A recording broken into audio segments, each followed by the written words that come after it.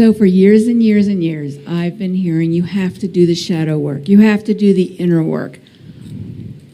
What does that mean? I mean, you know, I've been reading, I've been researching, I've been learning, what does it mean to do the shadow work, to do the inner work?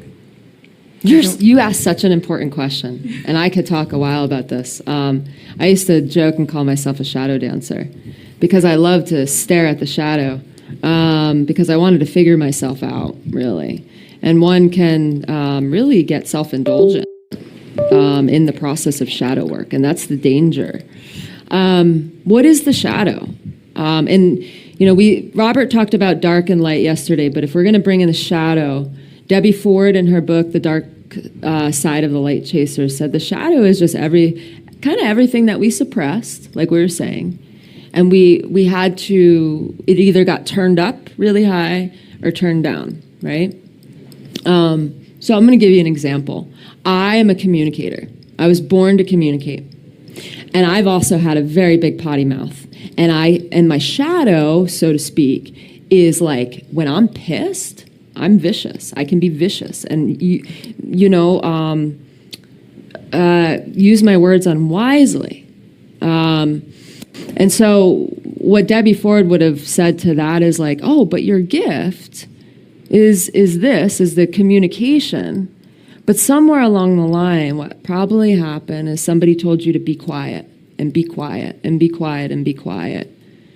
And so what I have found the shadow is like, it manifests, right? It manifests as monsters. It manifests as all sorts of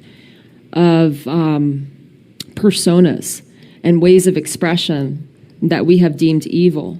But in my work, I've learned that behind it is just a sad, broken, angry, grieving little child that didn't have the opportunity to feel and to express and to just be.